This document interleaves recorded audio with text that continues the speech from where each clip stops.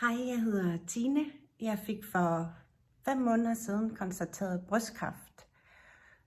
3 måneder inde i mit behandlingsforløb, der fik jeg kendskab til det kærlige måltid. Og fluks fik vi hver onsdag leveret måltider til hele familien. Så det gik hurtigt med at få hjælp, og den var meget kærkomment.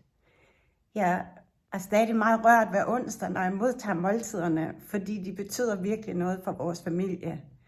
Det aflaster på en måde, som man ikke helt kan beskrive, fordi når en kritisk sygdom rammer en, så er det som om, at hverdagen den bare vendes på hovedet. Så alle jer, der har valgt at blive en kærlig ven og støtte det kærlige måltid med 250 kroner om året, vil jeg bare gerne sige en kæmpe tak. Og alle jer, der overvejer det, jeg opfordrer, det gør virkelig en forskel for os familier. Så bare tak.